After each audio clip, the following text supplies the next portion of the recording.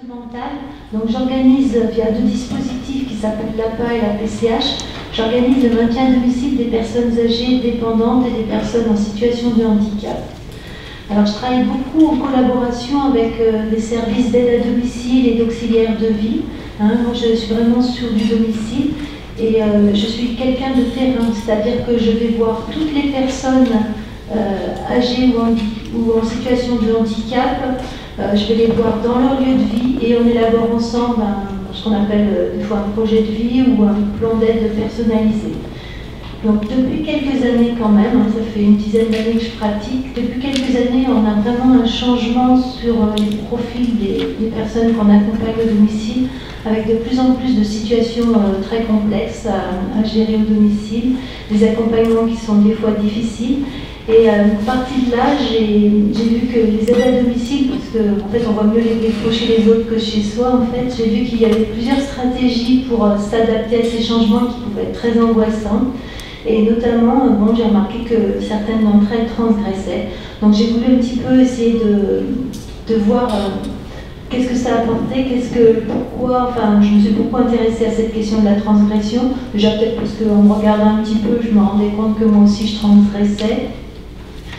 Et du coup, j'ai voulu voir des fois sur des situations qui paraissaient pourtant identiques au premier abord, c'est-à-dire sur deux situations un peu équivalentes, des transgressions qui paraissaient similaires. En fait, sur certaines, ça avait vraiment un effet bénéfique avec une vraie progression, et sur d'autres, ça mettait en souffrance et le soignant et en difficulté relationnelle avec le patient. Donc j'ai voulu un petit peu essayer de conceptualiser, déjà définir qu'est-ce que c'était qu'une transgression, la relier avec le soin et puis essayer de voir qu'est-ce qui pouvait éventuellement rendre cette transgression éthique. Donc ici, moi j'aborderai surtout ce qu'on appelle un peu, pour faire un parallèle avec les maltraitances ordinaires, des transgressions qui sont ordinaires. C'est-à-dire des transgressions qu'en fait, même parfois on ne nomme même pas ou on n'identifie même pas comme des transgressions, mais voilà, des petites choses du quotidien qui des fois peuvent être banales, mais qui sont en réalité des transgressions. Donc je voulais faire une première parenthèse sur les personnes du domicile en fait. Je m'approche du micro mais on m'entend. Voilà.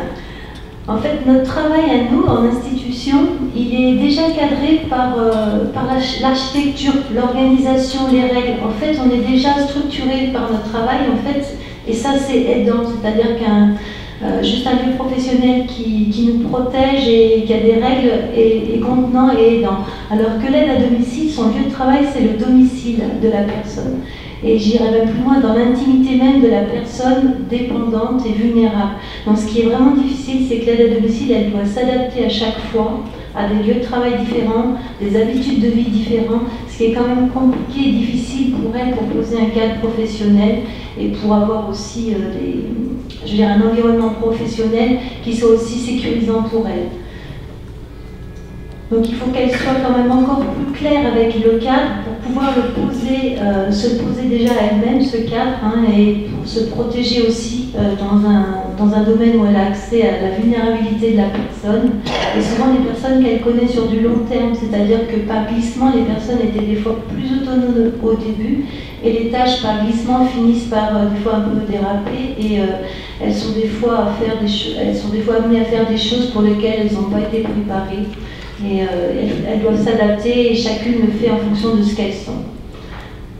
Alors je ne vais pas les rappeler les 4 grands principes de l'éthique puisque ma collègue en a déjà parlé.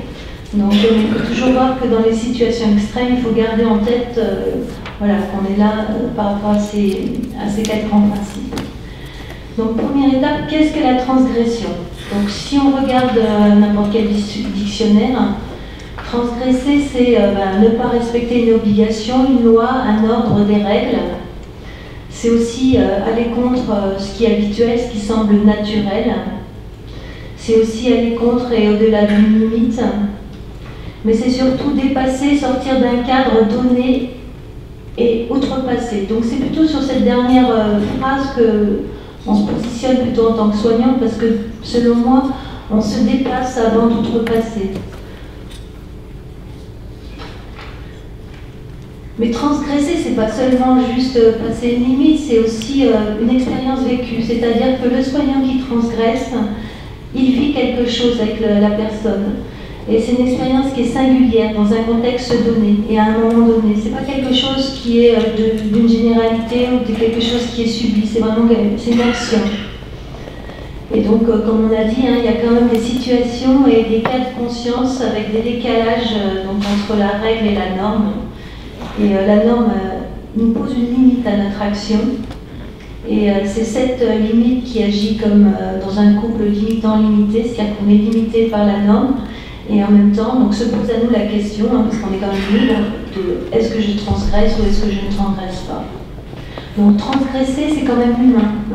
La limite que pose la norme, la loi est indispensable pour le vivre ensemble. C'est-à-dire sans loi, sans norme, on ne pourrait pas vivre ensemble. Et c'est même indispensable même pour la construction de l'enfant. C'est quand même important que l'enfant ait des règles et même des frustrations pour pouvoir se construire. Donc on est toujours libre. C'est un peu vite comment je fais. Donc on est toujours libre de savoir si on doit transgresser ou pas dans toute situation. Donc ces définitions sont-elles encore suffisantes pour pouvoir distinguer en fait d'une transgression, d'une faute, d'une négligence, d'une provocation, d'un manquement, d'un excès, d'une imprudence? Alors pour moi non. Donc voilà. Donc pour l'anthropologue Georges Ballandier, qui est décédé aujourd'hui, pour lui, pour qu'il y ait une transgression, il faut que l'acte soit d'abord intentionnel. Donc intentionnel, ça veut bien dire que c'est quelque chose de volontaire et conscient. C'est pas comme une faute ou une erreur. Il y a une question d'intentionnalité derrière. Donc porteur de sens aussi. Le sens peut être positif ou négatif. Mais il faut que la personne qui transgresse donne un sens à son acte. Donc ce sens, c'est ce qui est une partie de la définition de la transgression et qui distingue une transgression par exemple d'une provocation. Une provocation qui est quelque chose qui n'est pas risqué, qui a un sens quand même pour la personne, mais qui n'est pas forcément quelque chose de l'ordre de la transgression. Alors le risque, je vais m'attarder un petit peu sur cette notion de risque. Le risque, c'est, si on regarde aussi une définition, c'est la probabilité qu'un événement arrive. Donc c'est quelque chose qui se mesure. Et donc en fonction de la mesure qu'on fait du risque ou des risques qui environnent la situation, on décide si on prend ou si on ne prend pas ce risque de transgresser. Voilà. Donc le premier des risques, c'est la sanction qui est inhérente à la transgression. Chaque loi, en fait, dans sa formulation, comprend la sanction liée à sa transgression. Mais dans le soin, la prise de risque prend une dimension tout à fait particulière. Une prise de risque raisonnable implique le renoncement à une sécurité optimale. C'est-à-dire que quand on prend un risque, on sait consciemment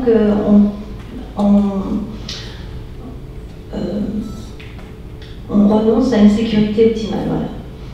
Voilà. Alors, il y a aussi des facteurs qui sont des facteurs aggravants par rapport à la prise de risque.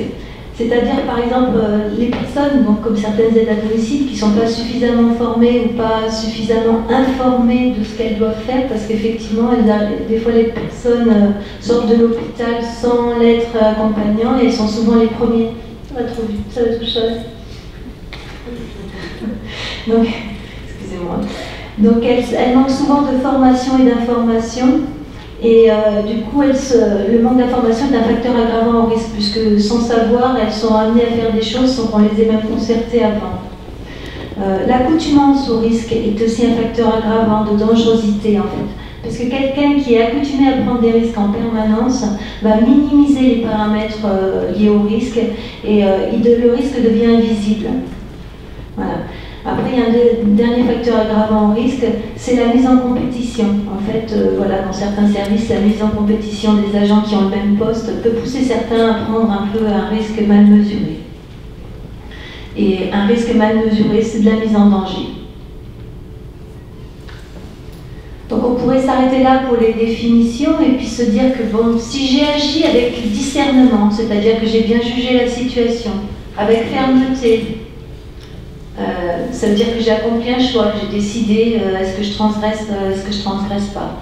Si je l'ai fait avec courage, que j'ai choisi d'avoir transgressé et que donc je suis contre la règle, la norme, et que je l'ai fait malgré tout avec prudence et tempérance, c'est-à-dire en prenant la moins mauvaise des décisions, et qu'en plus j'ai essayé de respecter au mieux l'autonomie de la personne tout en étant bienfaisant, c'est peut-être que je pense que mon action est éthique, et même si elle est transgressive. Mais pourtant, Hannah Arendt, alors qu'elle est une philosophe qui a beaucoup travaillé sur, voilà, sur le procès de Nuremberg, sur comment, sur le nazisme, elle dit « Agir seul, ce n'est pas non plus agir ». C'est-à-dire, à un moment donné, est-ce une progression, hein, quand on disait qu'il fallait que la transgression... Il a marché tout seul, parce que je ne touche pas. En fait, elle disait que c'est une progression... Elle disait qu'agir seul, ce n'est plus agir. Et tout à l'heure, on disait que une transgression devait avoir un sens, ce sens qui pouvait être soit une progression, soit une régression, c'est-à-dire un sens positif ou un sens négatif. Hein. Donc il doit amener un élément positif, c'est une progression.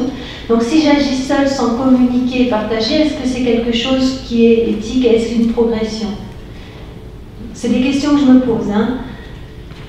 Est-ce que j'ai réellement cherché, qu'est-ce que j'ai réellement cherché à faire par mon action en transgressant? Est-ce que j'ai réellement cherché le bien de la personne ou j'ai cherché à me faire plaisir à moi-même?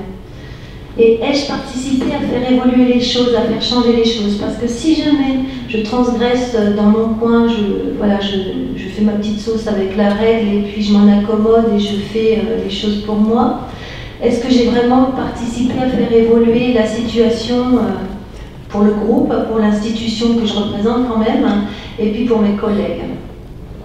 Voilà. Et ensuite, je voulais dire, quid de risque de la toute-puissance liée à la transgression? Alors je vais dire deux mots par rapport à cette toute-puissance. Transgresser donne du pouvoir. Il ne faut pas le nier, quelqu'un qui transgresse met en difficulté le pouvoir institutionnel. Donc, quid de cette toute-puissance qui est quand même, qui donne aussi du plaisir, ça donne du plaisir de transgresser, mais ça fragilise aussi, c'est-à-dire qu'un soignant qui transgresse, qui n'est pas dans un univers bienveillant et un peu protecteur, peut vite se perdre dans sa transgression et vite se perdre dans sa toute-puissance. Ouais. Et puis, aussi des autres principes de l'éthique. Car la frontière est fragile entre une préoccupation à l'autre centrée sur soi, pour se faire plaisir à soi, et être attentif à l'autre et avoir quand même un peu besoin de reconnaissance dans son travail. Donc du coup, je vais aborder effectivement, il n'y a pas de transgression sans transgresseur.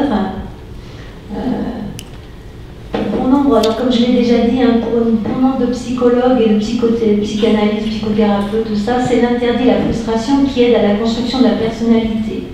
Et ça évite la toute-puissance.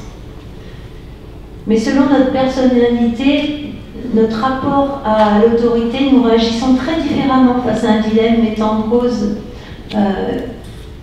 une transgression.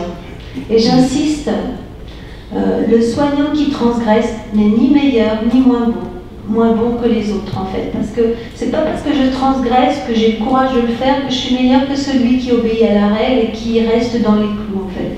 Donc la personne qui transgresse n'oppose rien à rien.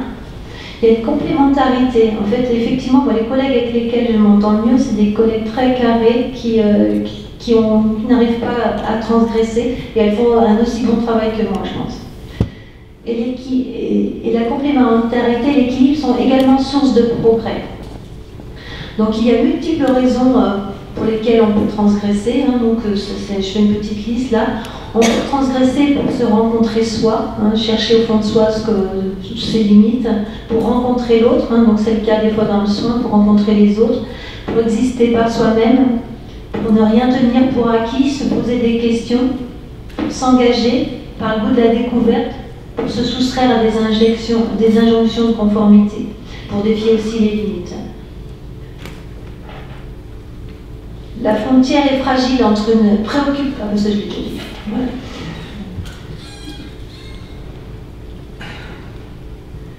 Alors, comme je l'ai dit aussi tout à l'heure, on réagit différemment selon notre caractère, selon ce qu'on est. Donc en fait, nos défauts sont souvent nos qualités dans les excès. Je cite un exemple bête, c'est quelqu'un qui est ordonné, c'est une qualité. Par contre, dès qu'il devient maniaque, c'est un défaut. C'est-à-dire qu'en fait, on agit autant avec nos défauts qu'avec nos qualités. Et en tant que soignant, il ne faut pas qu'on se leurre, on est des êtres humains, on est faillibles, on a des doutes.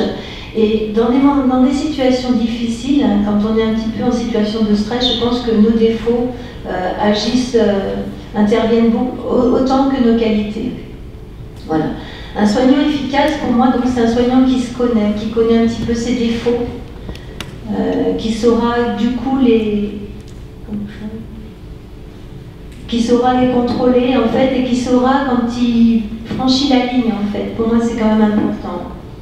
Et donc, je vais encore ajouter quelque chose. La contradiction, la transgression est une hypothèse parmi d'autres. Respecter une règle est aussi une hypothèse faisable. Donc voilà, pour résumer, on soigne autant avec nos connaissances et nos apprentissages qu'avec ce que nous sommes.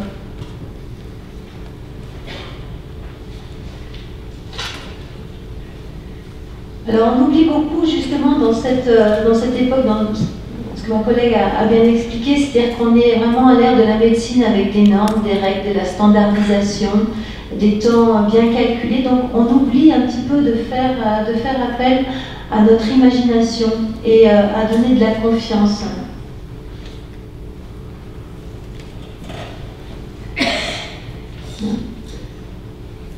Accompagner, c'est aussi faire confiance à son instinct, imaginer des possibles, accepter des imprévus, des dissonances.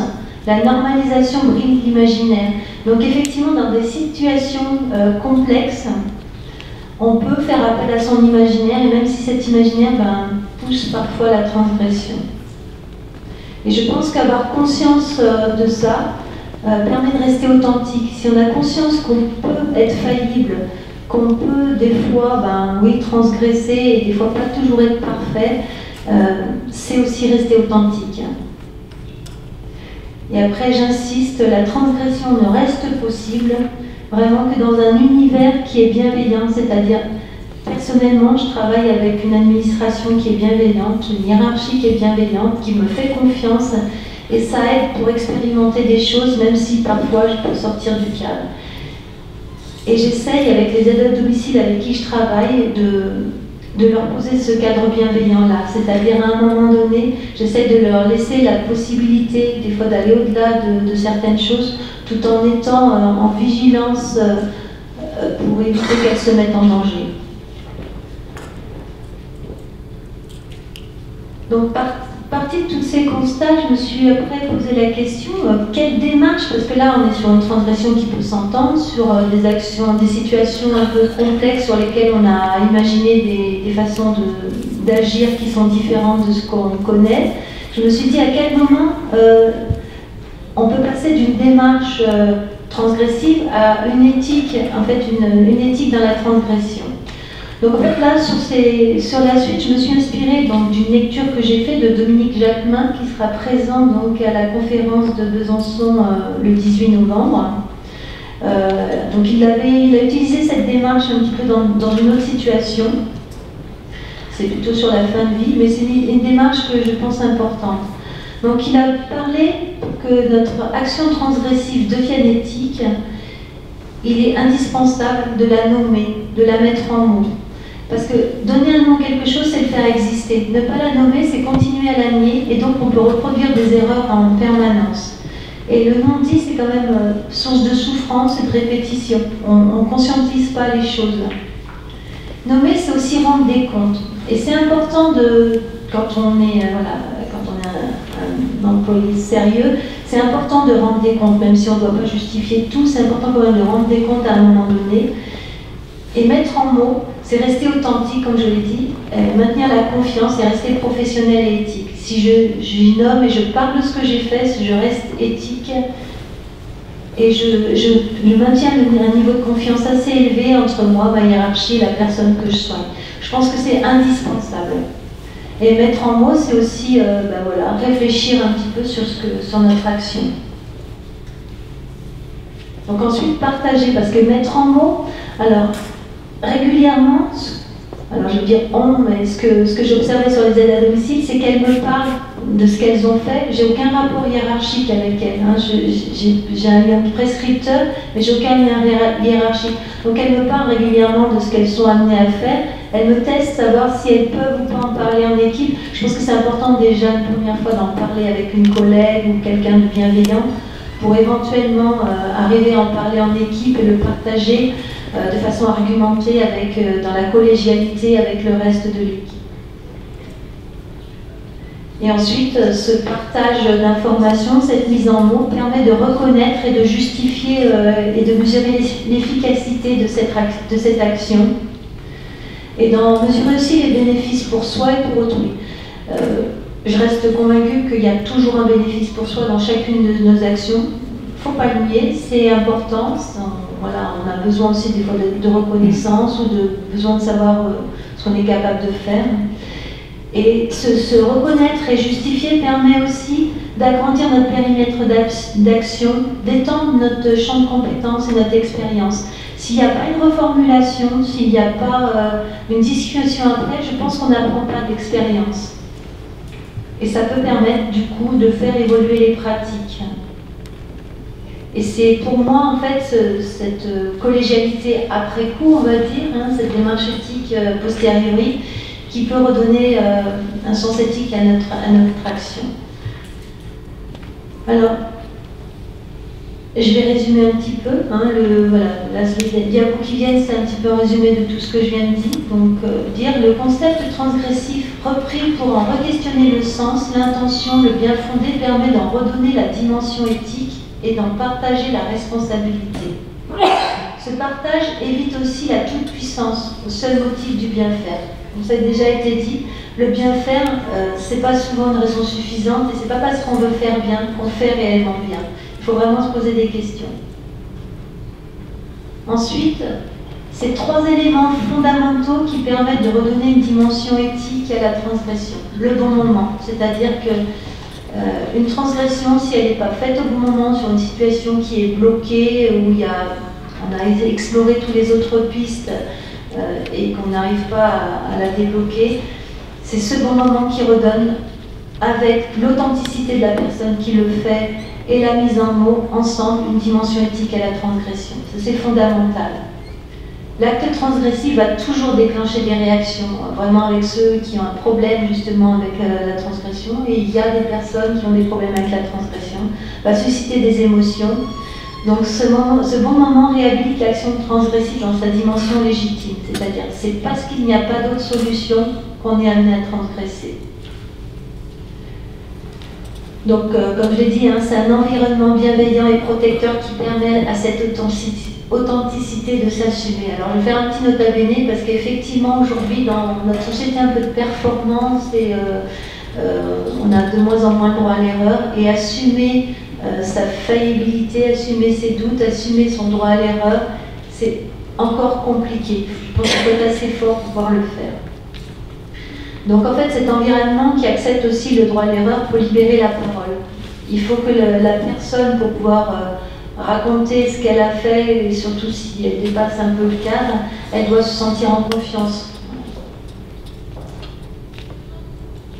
Et je trouve que ça reste encore assez tabou de parler de transgression. Souvent, on utilise le mot écart à la règle, écart à la norme, mais on utilise rarement ce mot transgression qui est perçu comme très violent. Donc en résumé, une transgression, c'est une expérience vécue dans un contexte singulier, relatif à une situation bloquée. C'est une action en pleine conscience, un risque qui est calculé, mesuré, un sens qui peut être une progression ou une régression. Celui qui transgresse n'est ni meilleur ni moins bon. Et donc une action qui est une progression avec une intention bonne à la recherche d'un résultat bon pour la personne vulnérable et d'une certaine efficacité, parce qu'il faut aussi que la transgression ait quand même une efficacité, sinon elle ne sert pas à grand-chose. Et un soignant qui rend des comptes, partage, justifie pour permettre d'apprendre de l'expérience et ne pas rester dans la puissance, là on peut dire qu'on arrive sur une transgression qui pourrait être éthique. Tout comme la norme peut être totalitaire, transgresser donne du pouvoir. Et c'est un pouvoir faire, un pouvoir sûr. Et ces pouvoirs peuvent vite devenir de la puissance s'ils ne sont pas contenus. C'est pour ça que c'est très important quand même de le faire dans un cadre protecteur qui joue ce rôle de limitant. Voilà, et puis je termine pour dire qu'il n'y a pas de transgression anodine. Je cite un exemple, souvent, c'est une aide à domicile qui est... Donc, elle n'a pas eu la bonne distance avec une personne, c'est-à-dire, bon, ça arrive, on dit, oui, bah, bonne distance, elle a noué une relation d'amitié avec une personne qu'elle accompagnait. Bon, ça arrive, hein, pour certains, c'est pas de la transgression. En fait, ça en est, hein, il y a quand même des règles sur la bonne distance, donner son numéro de téléphone, partager des moments, voilà, revenir la voir à des moments. Seulement, elle s'est trouvée piégée sur cette situation, c'est-à-dire qu'au moment où elle a voulu prendre un peu de distance avec cette personne, ça n'a plus été possible. La personne l'a très mal pris et en fait elle a vraiment pourri l'aide à domicile, l'association employeur, au point que l'aide à domicile a dû démissionner parce que ça avait créé des distensions importantes au sein du service. Ça avait nuit dans toute la commune, qui est une commune rurale. Et du coup, le responsable de l'association a démissionné. Donc sur quelque chose qui paraît anodin au premier abord, ça a eu des répercussions très importantes. Pourquoi? Parce que le risque n'avait pas été correctement mesuré. On était dans quelque chose d'affectif et une transgression pour soi, en fait. Hein. Toutes les deux, elles s'y trouvaient un avantage. On était sur une empathie qui a été manipulée, c'est-à-dire que oui, l'aide à domicile, les aides à domicile sont beaucoup dans l'empathie, mais son empathie, elle a été manipulée et on arrivait à une situation dramatique. Alors que régulièrement, des aides à domicile peuvent ne pas avoir cette bonne distance et parfois donner leur numéro de téléphone et intervenir les week-ends avec les personnes, sans pour autant que ça crée des problèmes graves. Donc voilà. Donc voilà, je termine. Si vous souhaitez, voilà. Réfléchir sur quelques exemples, j'ai la bibliographie et maintenant les phrases.